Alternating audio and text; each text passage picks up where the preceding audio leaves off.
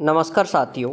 आज के हम इस वीडियो में देखेंगे कि स्थायीकरण जो कि थर्ड ग्रेड हो, चाहे वो सेकंड ग्रेड हो और चाहे फर्स्ट ग्रेड या फिर एलडीसी यूडीसी किसी भी प्रकार का कोई भी स्थायीकरण हो एजुकेशन डिपार्टमेंट का, उनके लिए स्थायीकरण आप जब भी फॉर्म फिल करोगे उससे पहले आपके कुछ डॉक्यूमेंट होते हैं, कुछ आपके अवकाश होते हैं और कुछ परफॉर्मा है जिनको आपको रेडी करना होता है।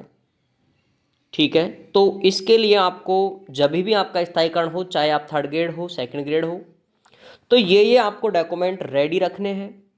यदि ये पहले इतना कि किसी का स्थायीकरण अभी दिसंबर में होगा सेकंड ग्रेड का, जैसे थर्ड ग्रेड का अक्टूबर और लगभग सितंबर अक्टूबर में हो जाएगा L1 L2 का, तो इन सभी के लिए एक ही नियम है यहाँ पर और हर एक के डॉक्यूमेंट को आपको रेडी रखना है ताकि स्थायीकरण में किसी भी प्रकार की आपकी समस्या ना आए। यहाँ से आप देखते चलें, मेरे प्रोविज़न में 2 वर्ष पूर्ण कर लिए हैं। प्रोविज़न काल में असाधारण अवकाश लिया है। नियमितीकरण स्थायीकरण हेतु क्या क्या दस्तावेज भेजने होंगे। दस्तावेज भेजने के 2 प्रक्रियाएं होती हैं। आप ऑफलाइन भी इस प्रक्रिया को कर सकते हो और ऑनलाइन भी कर सकते हो, लेकिन वर्तमान में आप जो भी प्रक्रिया करेंगे वो सारी क्या करेंगे, आप ऑनलाइन ही करेंगे। ठीक है, ऑफलाइन भी कर सकते हैं लेकिन वर्तमान में आप सभी को ऑनलाइन ही प्रक्रिया करनी है। और कौन कौन से दस्तावेज हैं जो आपको अभी या कह सकते हो कि तैयार रखने होंगे। एक एक दस्तावेज को आप समझेंगे और एक एक का मतलब क्या है यहाँ पर मैं आपको क्लियरली बता रहा हूँ। आवेदक पत्र, ये क्या होता है, ये होता है एक ऑनलाइन फॉर्म। ठीक है, ऑनलाइन फॉर्म होता है ये, जो आपको जिस भी डेट को आपका स्थायीकरण होगा, जैसे मैं आपको बताऊं, जैसे आपका है 5 अक्टूबर, ये आपकी स्थायीकरण डेट है 5 अक्टूबर 2025। तो आपको यहाँ आप देख रहे हैं कि स्थायीकरण डेट है उसी दिन 5 तारीख के दिन ही आपको ये फॉर्म फिल करना होता है ऑनलाइन। ये आपको करना होता है स्टाफ, ये करना होता है आपको स्टाफ जो आपका कॉर्नर होता है साला दर्पण पे, स्टाफ कॉर्नर के माध्यम से ये आपको ऑनलाइन फिल करना होता है। इस ऑनलाइन फॉर्म में आपको मुख्य रूप से 2 चीज़ें भरनी होती हैं। एक होता है इसके अंदर आपका रिजल्ट, ठीक है, और दूसरा होता है आपके लिए इसमें CL, जो भी आप आकस्मिक अवकाश लेते हो, कैजुअल लीव, ये 2 चीज़ों का इसमें विशेष रूप से अंकन होता है। और ये आपकी पर ईयर 15 से ज़्यादा नहीं होनी चाहिए। यदि आपकी 15 से ज़्यादा हो रही है तो इसके लिए आप अभी आपको इस प्रक्रिया से गुजरना पड़ेगा। पहले ही क्या करना है आपको, मैं आपको इसी में बता देता हूँ, क्योंकि इस वीडियो का औचित्य यही था पहले बनाने का कि CLO का और रिजल्ट का जो इशू है उसको यहाँ पर पहले से ही क्लियर करें तो ज़्यादा बेटर है। तो इसमें आप क्या करें, CL यदि आपकी 16 हो रही है या एक ज़्यादा हो रही है, यदि आपकी एक CL भी अगर ज़्यादा हो रही है तो आप इसके लिए क्या करेंगे, JD, अगर आप सेकंड ग्रेड हैं तो JD से प्रिंसिपल के माध्यम से आपको JD के द्वारा एक दिन जो कि अवैतनिक रूप में लेना है। ठीक है, कि एक दिन का आपको पेमेंट नहीं लेना है, अर्थात असाधारण लीव जिसे हम अवैतनिक लीव भी बोलते हैं, उसको आपको लेनी है ताकि आपका एक CL का ये काम है ये इशू ना करें। और आपका स्थायीकरण 28 दिन तक अगर आप ऐसे CL लेते हो अलग एक्स्ट्रा, तब तक आपका स्थायीकरण आगे नहीं बढ़ता है। अगर 28 या फिर कुछ जगह 30 भी लिखा हुआ है तो आप 28 मान के चलेंगे इसको, कि अगर आप 28 से ज़्यादा अगर आप CL लेते हो तो आपका एक मंथ के लिए आपका स्थायीकरण बढ़ जाता है। ठीक है, तो अगर आपकी 1 CL 2 CL 5 CL, तो इनके लिए आपने जो भी असाधारण अवकाश, अवैतनिक अवकाश लिए हैं, उनको आप प्रिंसिपल के माध्यम से, जेडी से, या थर्ड ग्रेड में है तो डीओ से उनको आप पहले सैंक्शन कराएं। ठीक है, ये सैंक्शन आप जब कराओगे उसके बाद ही आपका स्थायीकरण होगा, अन्यथा नहीं होगा, ये बात क्लियर है। दूसरा, आप यहां पर देख पा रहे हैं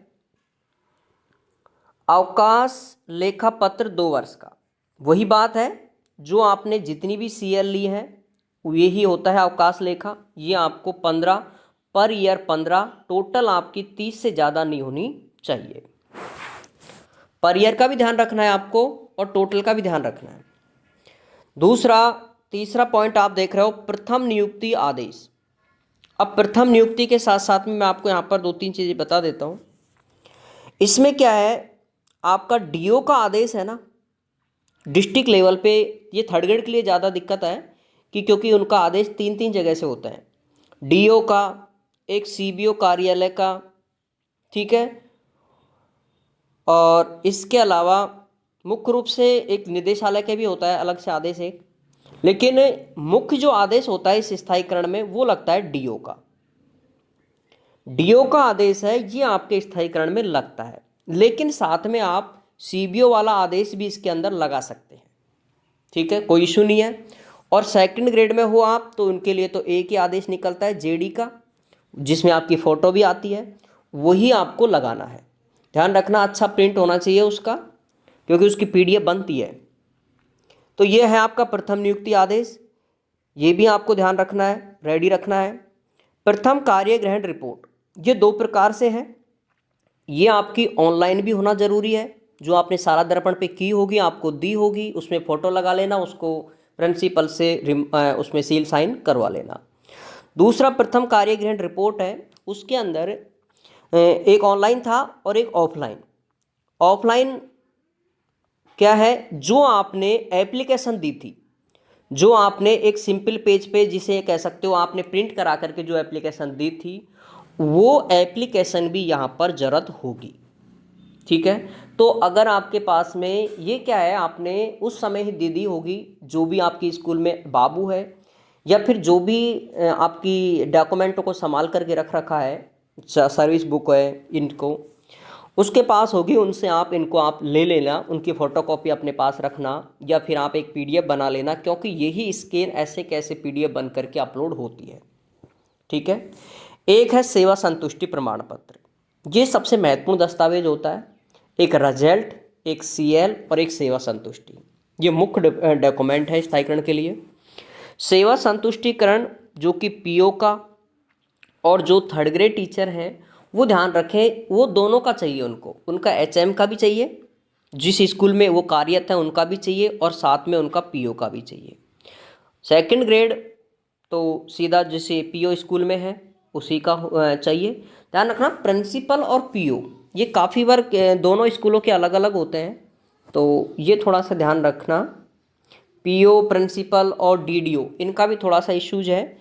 तो आप तो ये सोचें कि जो भी जिसने भी आपको ज्वाइनिंग कराई है, चाहे वो पीओ के पद पे हो, चाहे वो प्रिंसिपल के पद पे हो, चाहे वो डीडीओ के पद पे हो, ठीक है, जिसने भी आपको ज्वाइनिंग कराई है आप उसी के आपको सेवा संतुष्टि प्रमाण पत्र लेना है। ठीक है, थर्ड ग्रेड वालों को दोनों का लेना है, एचएम का भी लेना है उनको और पीओ का भी लेना होगा।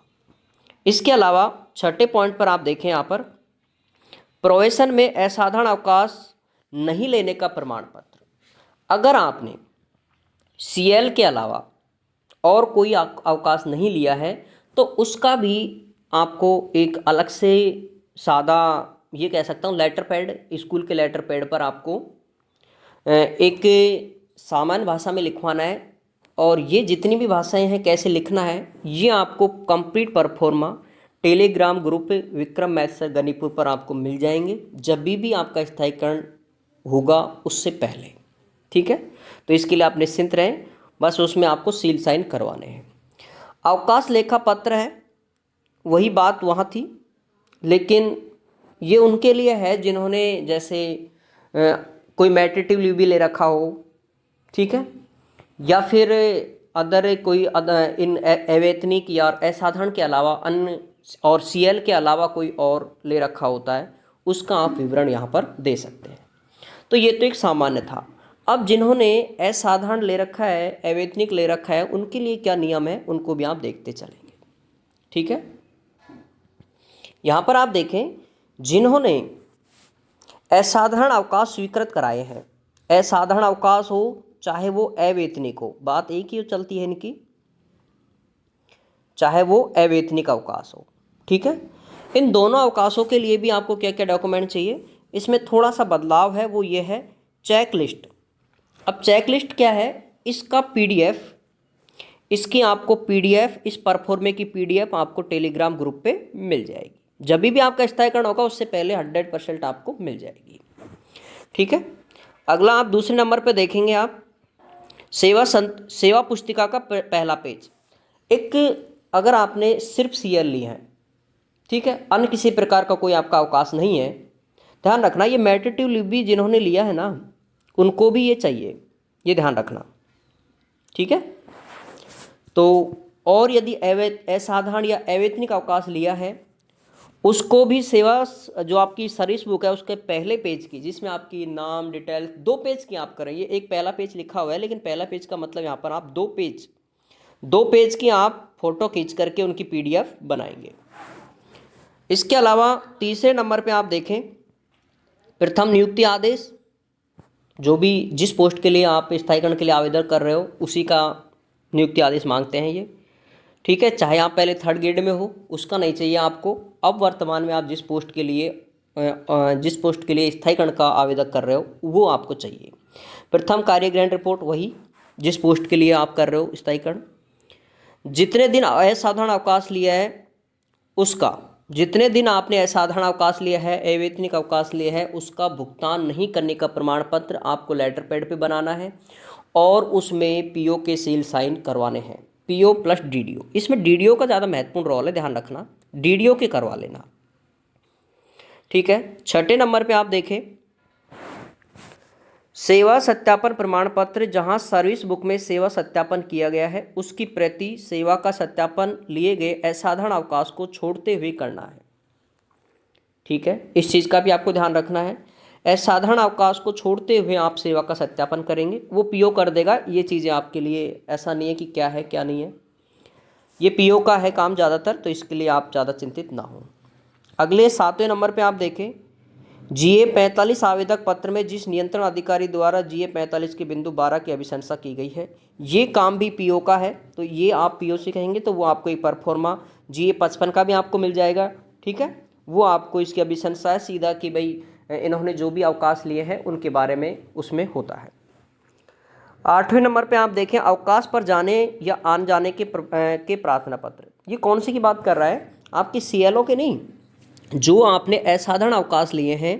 ठीक है, जो आपने असाधारण अवकाश लिए हैं, अवैतनिक अवकाश लिए हैं, वो आपने कब लिए हैं और कब आपने वापस ज्वाइन किया है, उनके प्रार्थना पत्र अगर नहीं बनाए हैं अभी तक किसी ने, या फिर किसी कारणवश से नहीं दे पाए हैं, तो वो आप इनको बनवा लेना। ठीक है, ये चाहिए स्थायीकरण में, ये बात बिल्कुल ध्यान रखें आप। भाई पहले इतना जल्दी वीडियो बनाने का कारण ये है कि ताकि इन चीज़ों को आप तय समय पर पहले रेडी कर लें, ताकि स्थायीकरण में समस्या ना हो। 9वें नंबर पे आप देखें यहाँ पर कि असाधारण अवकाश का चिकित्सा प्रमाण पत्र के आधार पर अगर आपने लिया है तो सक्षम चिकित्सा अधिकारी द्वारा रोग या आरोग्य प्रमाण पत्र, वो तो वही है जो आपका मेडिकल सर्टिफिकेट, भाई किस बेस में आपने लिया है उसका आपको प्रमाण तो देना होता है। ठीक है, अगर आपने एजुकेशन के लिए लिया है तो वो उसका अलग प्रमाण देना होगा, मेडिकल से लिया है अवैतनिक असाधारण तो उसका आपको अलग से प्रमाण पत्र देना होगा। तो ये आपको जो भी आपने लिए हैं अवकाश वो आपको देने ही पड़ेंगे। 10वें नंबर पे आप देखें, असाधारण अवकाश अगर आपने अध्ययन के लिए है तो आपको NOC की प्रति, जैसे बीएड के लिए अगर कोई साथी लेवल 1 का है और उसने बीएड की है तो उसको NOC देनी ही पड़ेगी, ध्यान रखना, क्योंकि बीएड एक रेगुलर डिग्री होती है।